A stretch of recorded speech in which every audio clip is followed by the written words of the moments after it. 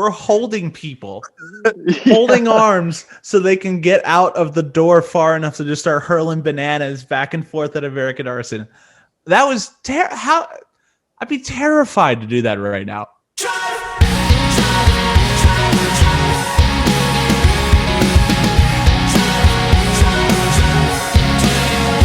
Hey! We back. Episode 6 of Tour Stories. What's going on, Cabretti? Not a whole lot. What's going on with you, Ty? I'm starting this episode really poorly because my microphone is not going to stay straight. We're going to leave that in, though. I'm doing well. It's finally getting beautiful out here in sunny California. I have a question to ask you before we get started. What's that? I heard you're now a boxer. I am a boxer now. I want to know all about this. What's the fight life like for Cabretti? Very, it's twice a week. So it's intermediate, if you will. I got a text from Cabretti last week saying, I'm really taking this boxing thing serious. My coach told me I was pretty solid. I think I'm going to take on a real fight. Oh, my goodness. Gotta get my cardio up, but I think that could be a future thing. We'll do a sink-in boxing night, play right in the middle of the ring, and here's what we're gonna do. Wherever you're watching or listening to this, I need comments below right now of everybody who's taken the application to jump in a ring with Cabretti Bardol. Oh, there's gonna be some. The weight class is gonna the weight class is gonna be a free for all, any height, any size. Cabretti's jumping in and swinging for you. Oof. Yep, sure. Why not? Cabretti, before we jump into this episode and this interview, where can they find us on those socials? Everything for the podcast is at Tour Stories Pod, and everything for Sync In is at Sync In Band. So make sure you subscribe and follow us wherever you get your Sync In material or the podcast. Do you like that? Don't just watch, subscribe. That was beautiful. Hey, at Sync In Band, seriously, when this comes out, pay attention. There's going to be you might be in a studio somewhere working on something. You don't know. I might have made that up. We'll see. Let's get into this episode and this interview with Mark Fiorentino. Last week, we had the best mustache in metalcore. This week, we have the best nose in photography and videography. He can be seen from miles around. If you look at him during sunset, you can tell exactly what time it is by looking at the shadow on the ground. His name is Mark Fiorentino. No, I didn't prepare that. There's just a Rolodex of nose jokes from Mark that we have at the ready at all times. Some of them are prepared. Some are definitely recycled Josh jokes, though. That's true. That's true. Josh, the thing is, we've got more nose jokes from Mark as of late because Josh is now entering into the territory of old jokes, and it's way more fun. It's true. Sure. How you doing, buddy?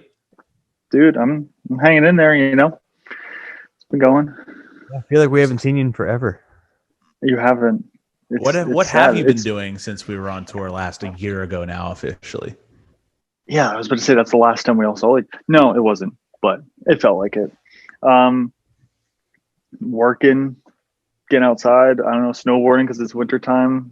It's really just kind of riding the wave and figuring out what's next. So, for a little bit of background here, Mark has kind of had all sorts of roles in Sync In. This is going to be a unique episode. Mark, we first met several years ago, and he came on tour with us around the country, just doing a bunch of photography and video stuff for Sync In. Started doing it again the past few years. We then suddenly, in a very strange story, realized that Mark was actually a sick drummer. And the last time you saw Sync In on the road, all of a sudden now he was behind the kit. So let me start with this. I want to tell you, Mark, the story of how we found out that you even played drums. Okay. It was as simple as we're trying to figure out who we should have come play drums on this tour. And Cabretti, I think it was you, Cabretti, just in passing, you're like, yeah, I mean, doesn't like Mark play drums? Do that. And I was like, I think he does. I mean, but like, people say they play drums, but that's not, you don't play drums. Yeah, we don't want to have another disaster where we just pick up a random drummer on tour for and then halftime. Yeah, wait, we'll hang on to that one. We gotta bring that one back. But yeah, so I mean, we knew you played drums, but we just thought, you played drums. You didn't play drums. There's a major difference between playing drums and playing drums.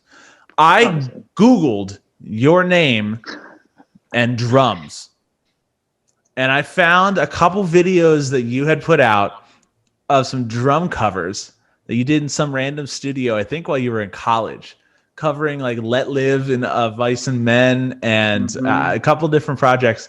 And I'm like, what the hell is this? Who is this? I couldn't even recognize the person. You were just swinging for the fences on these heavy songs, just playing 44-inch crashes. Just like, it was so far from what I had expected. And I called the guys right away. I'm like, hey, hang on. We have a really weird scenario that we need to address. And we called you like that afternoon. Yeah, I remember that. So why didn't you tell us that you actually played real drums? I always thought you guys knew. Like I don't know.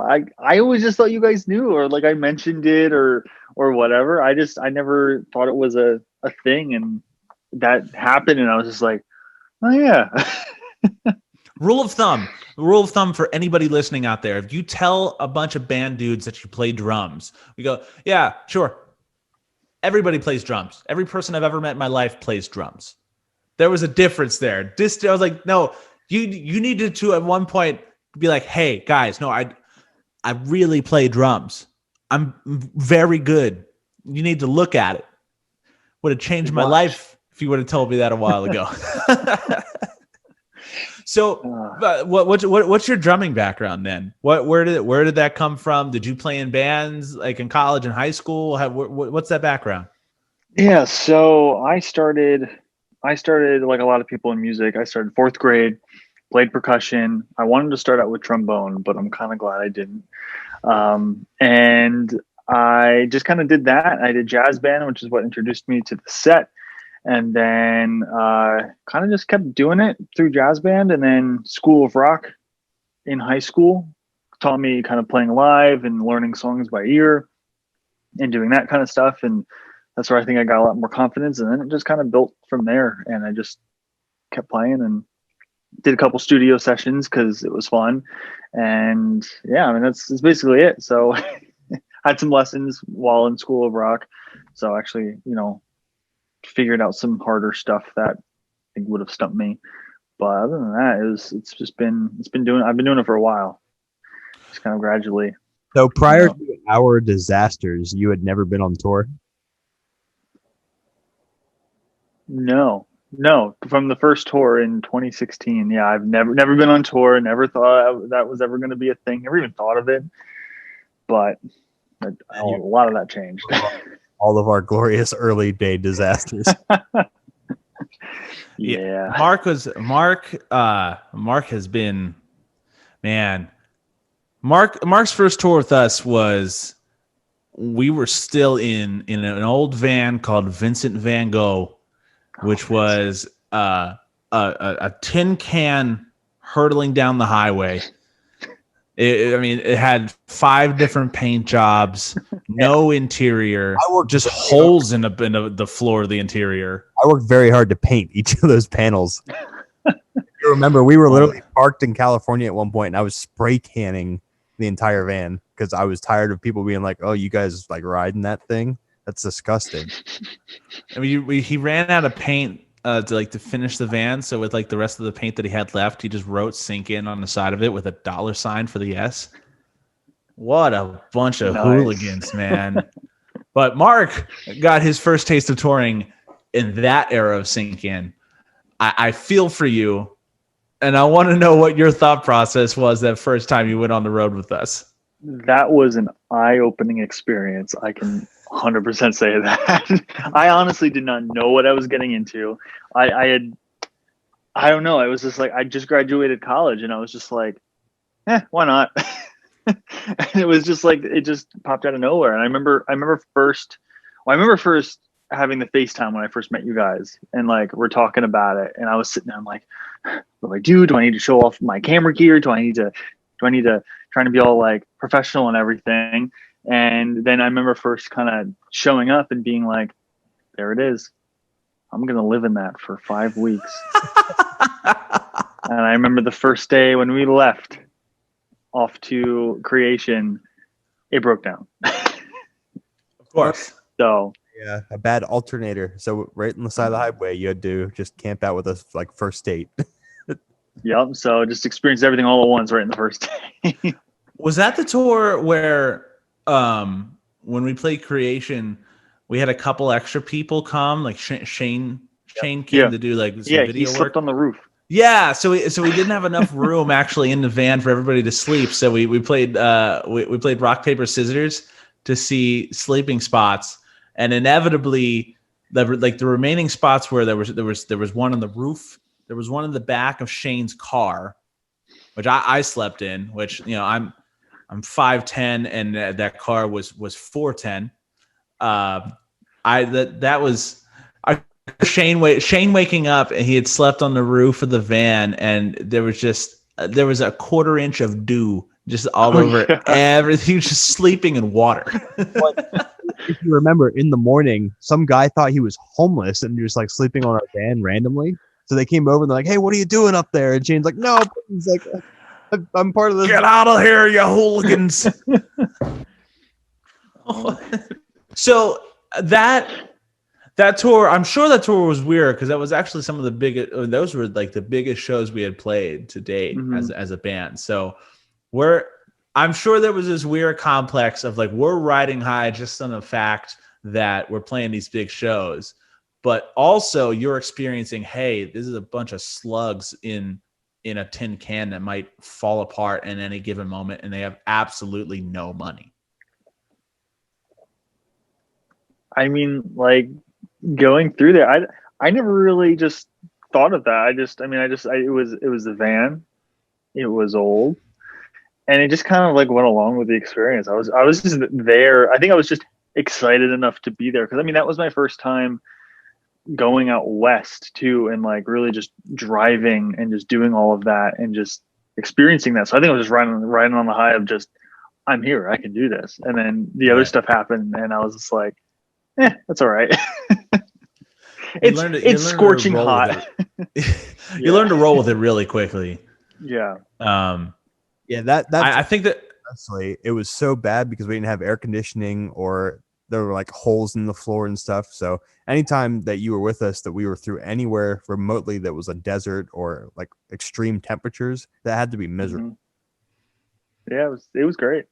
Or when it rained, rain would splash up from the tires and come from the floorboards up. Yeah. Like into the back. Yeah. Yeah, that's a nightmare. Rest in peace, Vincent Van Gogh. Now Vincent Van No Go.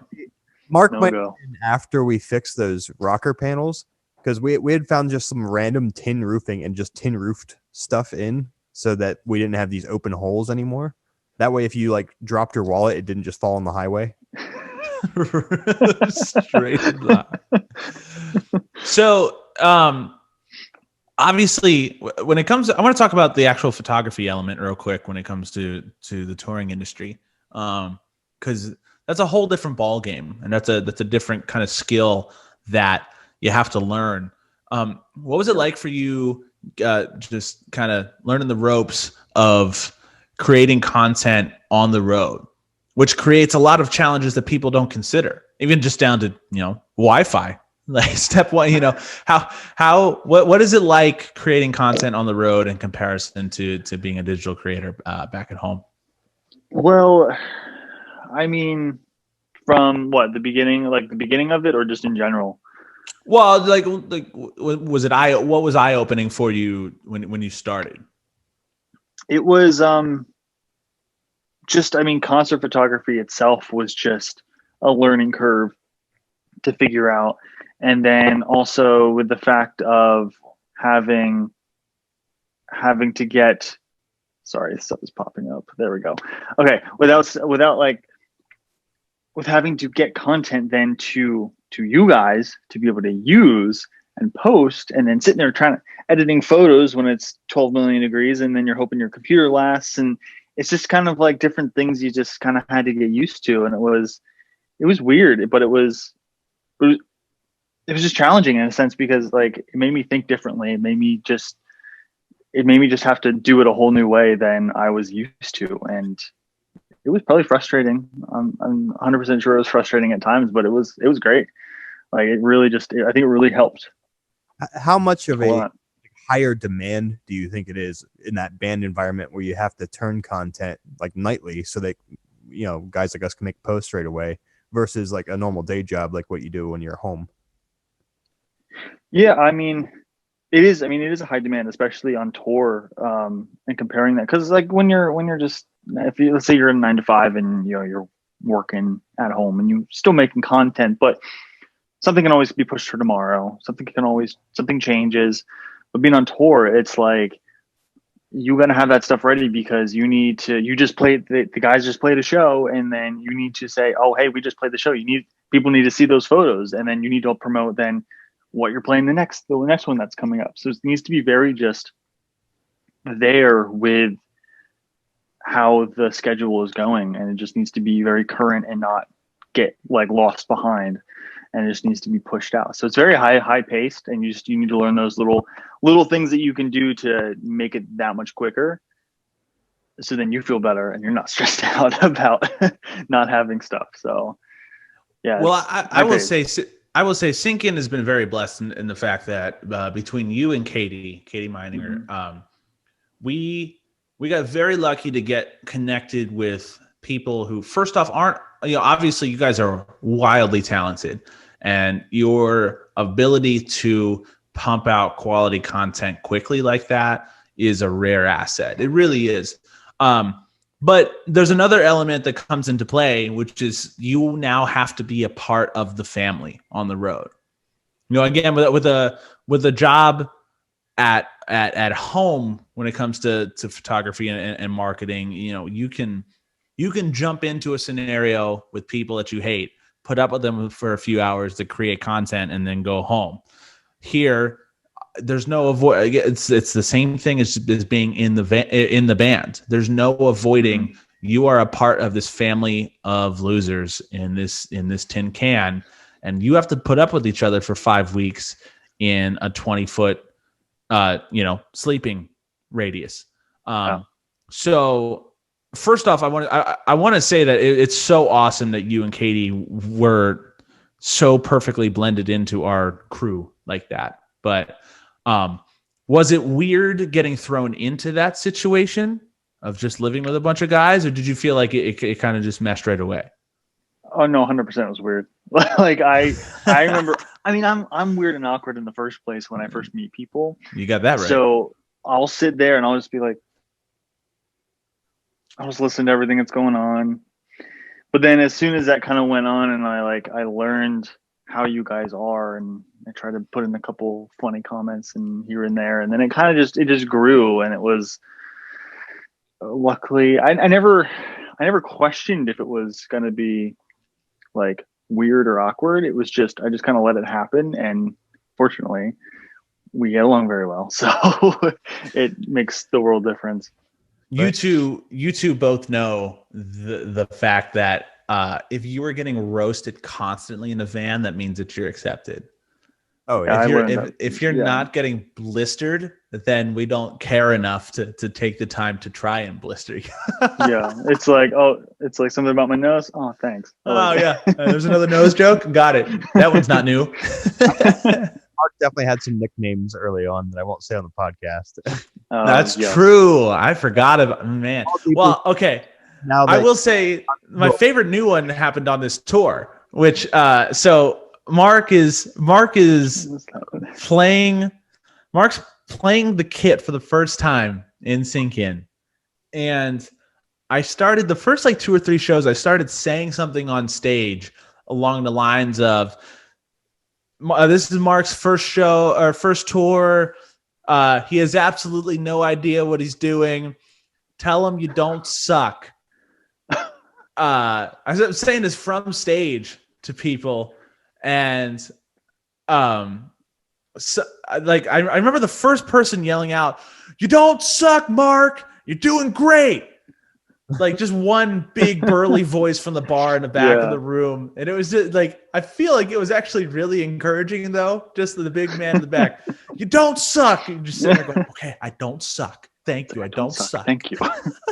Thank you so much. Yes. Was it always? You don't suck, Mark. We appreciate you. Thank you. Well, was it?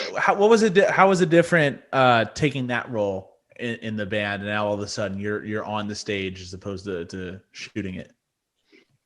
Yeah, I mean, I'm like, I've had experience playing on a stage, so it wasn't really the fact of playing stage fright or anything or like being up there. It was, I think, just the matter of fact, I didn't want to mess up for you guys, and then also I didn't play drums as often as I did in high school, so I had to like really like rehash and bring some stuff back out. And I was just sitting there and I'm like, okay, I have the in-ears in. Okay, I'm not gonna forget that one part, because I remember like I'll like go through the song in my head and I'm sitting there and I'm like, okay, that goes like that goes like that. Okay, what was that part? Cabretti, how does that part, what's next? Okay, and I'm sitting there, we're getting up to the part, and I sometimes luckily just do it right, and sometimes I think I flubbed up a little bit a couple times, but it was, I don't know, it was kind of, once it happened, it was great. It felt like natural. Really. I will say, I think that first show was the perfect scenario because the room we played at in Columbia, Missouri, great sounding room. There was people, but it wasn't packed. It was like a midweek show, like it was a good show. It just wasn't one of those like, oh my God, this is a big deal, Yeah. So it was a scenario where there's no sound issues. It's going to sound great. You got people, you're going to be able to it was just that there was no like major factors. Kind of glad that it happened that way, because the night before it was a packed out show, a massive show where we had like 8 minutes to sound check and jump on stage. That would have been like the complete nightmare for a first gig. But I feel like that first show, it was just perfect for it to go so well that it was just the confidence booster of like, all right, we can go do this, like, for sure. Yeah, I agree definitely. Now, we were just built. Go ahead, Cabretti. Sorry. Did the fact that you were on click and had like lights going and stuff add to any of that nervousness? Because that may not have been something you had done before. Being on the film side or the photography side, you obviously shot that a lot and saw that, like the synchronized light show and stuff. But how was it playing to that versus, just doing like drum covers for studio sessions? Yeah, I mean, the lights has always been something like I've wanted to play with. So I don't think that was anything that came out of left field, but I think the click was something that I've never played with the click before. So it was weird at first to get used to, and then I kind of thought, I was like, oh wow, this is actually really convenient. I like this. Right. So I like having a click. It was nice. So I want to jump back into the stories in general of being with Sync-In. I want to know of like your top 2 just most memorable moments of being on the road with Sync-In. What are the stories that you bring home back to the family? Oh wow, that's tough because there's so many. So many. I'm trying to remember. What? So many good or bad? Good. Yeah, sometimes maybe a little bit. But oh wow, I'm trying to remember. I remember a lot from the first tour because I did film it. So I remember a lot of the stuff that I captured that was there. Yeah, give us something from that first tour, because honestly, it's really hard for me to remember a lot of that. I think the first, I'll pick a couple. I'll pick a couple small ones. I think the first I remember after when we were up in North Dakota and we were about to leave, and we were gonna like end up leaving later, but we decided to leave earlier because this big thunderstorm was coming. and we're pulling everything out, and we're sitting there and we're in this little metal tin can of a van on wheels, going through a thunderstorm that made the sky turn green, and there are tornado sirens going off. And I'm sitting there, I'm like, wow, I hope we can get through this. Our van is literally a lightning probe at this point. Like there's nothing that's not metal. In a place that's flat, basically. Right. Yeah. Just going along. So I remember that was great. That was an experience. And then what else happened? I mean, I remember, another time, Missouri. Driving back home from the first tour in Missouri. I remember sleeping there. I wake up. I'm like, why did we stop? It's like, oh no. Oh no. I go out, I hear, I think you and I think Brady and Ty were outside. I'm like, what's happening? I come out. I'm like, are we okay? It's like 3 a.m. I'm like, yeah, van broke down. I forget what exactly happened. So we're sitting there, we're chilling. I think a cop came up to us and like asked us if we were okay. We're just sitting there. It's doing nothing. I don't know for how long. And I remember Cabretti, and I caught this on camera. Cabretti was figuring out how to do something with garden wire. It's like for the ignition coil or something. And he's sitting there and he's just doing all underneath and everything. And comes out, there's like all black soot all over his face and everything. And all of a sudden he tries it and it works. And I'm like, it's 3 a.m. in the middle of nowhere. You happen to have this garden wire in the van and we can continue driving. So yeah, let's do, okay. So, you learn when you're touring. Yeah, that was what happened with that one. I remember our distributor failed. So there's like a little metal tab that spins and it tells it which spark plug to fire, and it just busted. So we used that garden wire and like wound a little piece that had like this little thing that got us like an extra 100 miles so we could go buy one. The little things you got to do. Metal and chicken wire just getting us from state to state. Yep. We also had I want to know quite a few times with that. I remember. Yeah. I want to know if either of you remember, because I don't remember the story. Do either of you remember the Mario Kart bananas with American Arson? Yes. And how that started? What was it? Where was that? What? I don't remember this situation. I can remember that too. We were definitely somewhere that had a lot of hills because our van just did not like staying on cruise control. I have something about hills. Every time you'd start going up a hill, the cruise control would kick off, and you'd have to like floor the van to try and get it up because it would go like try to get it back out. So Arson, and then every time. Yeah, go ahead, Mark. Every time we would go up a hill, all of us started going. Use the momentum, like rocking back and forth to get it to go up the hill. To get it up. I can't imagine driving by and seeing that and be like, okay. Well, and so Arson was with us going through those sections, and I think I don't remember who it was, but they decided we just had all these bananas from a rifle house that we were eating. Decided just to fly the passenger or the side door open because we were going a whole whopping 15 up this hill, popping bananas back at American Arson, who was safely following us to make sure we didn't break down. We're like really hanging, like we're holding people, holding arms so they can get out of the door far enough to just start hurling bananas back and forth at American Arson. That was how I'd be terrified to do that right now. Oh, I'd love it. I do remember. I remember that story from that tour. The rocking back and forth that happened like in the Rocky Mountains. We're like leaving dinner, going out. Like how do you ever just look back on that and be like, genuinely, how did we make it back home? I don't know. Well, I do that Rocky Mountain section where we were going through. It was supposed to take us like 8 hours or something to get where we were going, and because the van would only go 10 miles an hour up the Rocky Mountains, it took us an extra day. A day? we're not even a couple hours, a day. We're getting run over by 18-wheelers, like run over. Just I mean, they're blowing by us so fast that it's shaking the van back and forth. Nobody has slept at this point. There's not a single person who's able to sleep. No. But Mark survived. Yeah, somehow. 4 tours. Oh, wait, how many tours now?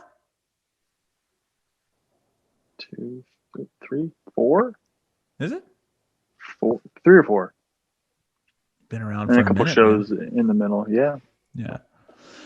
So, what is it like back on the camera side of things? What is it like filming Sync In live? What's the best part about it? What do you hate about us when it comes to trying to get content from us? I mean, the best part is this was before I got to play with you guys, so it was always like I felt the energy, and I was sitting there behind the camera. I'm like, man, I want to play. What the heck? Wait, go any farther before you go any farther. I love the difference between you and Katie. Katie is so focused. She's like, yeah, when it is showtime, she's just like, you can't see her face. Her face is just in a camera for the entire show. Partially because we just can't see her at all because she's below the stage. We love you, Katie. I remember you can't not move. You were constantly the whole show just you're like trying to move with the rhythm of the song, but you're also trying to stay steady with the camera, and you're just bouncing the whole show all the time. Yeah. I just see like oftentimes more than the crowd itself, and I love that. It's so goofy. I mean, I remember a couple of times where it's, I'm going. I see someone, Josh does a little twirly thing. I'm like, yeah, like literally yelling, like, yeah, like I'm back in the crowd. But Josh's it's like little twirly thing. throws the thing around his neck. I don't know. But like that was always the greatest part, because I always felt like an energy when you guys played, and it was especially from not, obviously I got used to like how you guys performed and like what you did, but I remember first like seeing it, or if it was like a new show, a new set of songs, feeling that energy, and also seeing how it evolved over the years and feeling that. I remember it was like a while since I saw you guys, and you got all your lights, and it felt much more of like a full like production basically than before. And I remember sitting there with the camera and watching all this, and I took a minute and I was just like, wow, this is different. So just feeling that energy really helps, I think, when I create the photo, because I try to like match the energy with that person who I'm after. And it's different with photos. I think photos, it kind of helps moving, also being kind of looser with me, at least, to like follow the person to make sure that they stay in the shot. But it's bad times. What was the other part of it? Bad times that I've had about shooting you guys? What's difficult about creating content for Sync In? I think I don't know. Honestly, I don't know. Like sometimes maybe like the variety, just because I got so used to the same songs. I'm like, maybe that was more for me, because I had to figure out, okay, what can I shoot that's different? But there really wasn't anything difficult unless someone stood in front of me, or I thought Cabretti was going to do this one thing, and then, oh no, he's going to go run to that side of the stage. Okay, never mind. But so I guess maybe like the good thing about it was with the energy is that it's also keeping track of that energy and being able to follow it. What about things like your camera settings, or, capture, like, because you're moving around a lot, we're moving around a lot.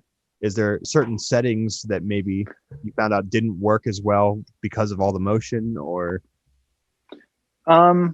I mean, with video, I feel like I was more comfortable with video, at least, especially starting out. That kind of seemed to stay the same, especially when I upgraded cameras. That really helped with just keeping the autofocus and knowing, even maybe, allowing a wider depth of field so I could catch more of you guys in focus, rather than trying to keep it so slim, look good, but so slim where it's not beneficial. And then with photos is a whole nother different. That threw me into a loop when I first toured with you guys, because I was just like, hey, it's dark in here. And a lot of the shows, especially at the beginning, didn't have like a lot of lights or, you know, stuff that really accentuated being on stage. And I had to figure out how to do that. And that was also when I was fresh with the camera, and it just, you know, learning, keeping the shutter speed up higher because you guys are moving a lot, but then, you know, using the ISO or using, you know, the f-stop and kind of making that balance. And that definitely improved because I learned more of the camera. And I think I always remember, like, the biggest part of when I was shooting you guys over the first tour in the summer, I came home and I was like, wow, I really know how to use my camera now, because I dove into what I think is like one of the hardest or like complex forms of photography to master or to like perfect. And I came home and I was just like, wow, that was a lot. Like I felt like I had a whole like master class basically, Right. but on the road. So it was the wild experience with that. So you're saying that shooting cars back at home is a lot easier than trying to make us look good? I was really just, the answer I was looking for was just, it's the most difficult part about shooting Sync In is making us look good. I mean, yeah, that's a whole another factor, because like you could take a picture. That's something I forgot about. Like you could take a picture and I could think it looks good, or I hope it's in focus, or I hope it's the same. I hope it's like what you wanted. Cause like, I remember there'd be times where it's like, I'd ask, you know, are you going to do something cool? Or like, hey, you did that thing that last show. Like when do you do that again? To make sure you capture those moments that you guys really like and find impactful, that you want to be able to share too. So it's kind of like also understanding what you guys want to see as well. So I think that is definitely a difficult part to shooting you guys. It doesn't matter if the subject of the photograph is ugly. So there's only so much you can do. It's all right. Yeah. I'm only that a little good at Photoshop. Only upward angles for me.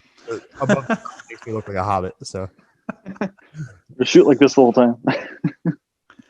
All right, Mark. So we can start closing this up a little bit. Real quick, I want to know, is there a part of you over this past year that's been kind of itching to get back out there behind a camera, behind the kid, or like where are you at right now? Like, you know, a year into the pandemic. I just think it's a unique perspective where you kind of like suddenly got thrown in for the first time behind a kit, and then we get cut off in the middle of a tour. No more. Like, oh, I finally got the shot, and now it's just off. Well, you know, what is that like for you, just emotionally, just in terms of goals, and like, you know, what are you looking forward to as we kind of actually get back to real civilization? Well, it was a big shock because I took off from work, went on tour with you guys, came home, did nothing. Because when I remember it was like the last like couple of days there, I got a call from work and they're like, yeah, you're not coming in anymore. So like I came home and I was just like, wow. So I went from having a really good time to even coming home and not doing what I thought I was going to be doing. And I mean, going through this year and kind of with everything else switching up in my life, like I missed that. I felt like that just got cut short. So I feel like it could have been expanded differently, or just, I don't know. It's like, who knows what could have happened, you know, last summer too. And especially going into the year. So it's definitely been something that I've missed. I've just missed that whole atmosphere in general, concerts in general.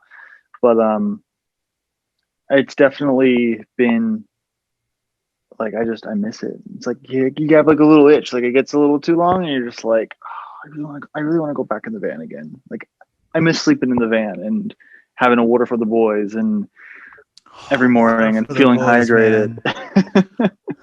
I haven't felt hydrated since March 13th of 2020. I know, I felt great. No, it's the itch is strong. Yeah. I think the itch really hit me in like August, and then I thought like, oh, maybe we'll be able to do it in September, and it's now March. But we're getting there. Mark, I appreciate you being on the podcast, buddy. Before we skedaddle, where can they find you? Where can the They people find me. find you? The people find me. They can find me at Mark is a Who on Instagram, or also follow my business account, Far Out Media, on Facebook. Oh yeah, we forgot to promote that. Far Out Media. Mark is taking off as a one man band when it comes to all of your digital marketing needs and all the content that is needed. Far Out Media. Better follow him right now. Better send him a message right now. Mark's got to take over your company, your whole company. I'll do it. Take over everything. That's for sure. Dude, thank you so much for jumping on the podcast, buddy. Miss you. Thank you for having me. Can't wait to go roam around the country in a tin can again. Hopefully we'll have more than $10 in our pocket at that time. Hopefully. And, maybe 15. 15. We'll be swinging for the fences. Maybe we can get 20. Ooh. Big swingers. Dude, thanks for coming on, buddy. Dude, thanks for having me. Thank you so much for watching this episode of Tour Stories, episode 6. This has been a lot of fun putting together for you guys. Again, if you've enjoyed it, please like, subscribe, leave a review wherever you're listening. It matters so much to the algorithm when it comes to sharing out these podcasts to the world. It's been a lot of fun. We're going to keep it going. Cabretti, where can it find us one more time? Find Tour Stories Pod at Tour Stories Pod and find Sync In Band at Sync In Band. And be sure to make sure you're sharing this podcast with your friends if you've been enjoying this. The reviews are important, but we need to get this out to some more people. Made it through 6 episodes and you haven't subscribed and shared it and reviewed it. We know. We're watching. We know. Thank you guys for watching. We'll see you next time.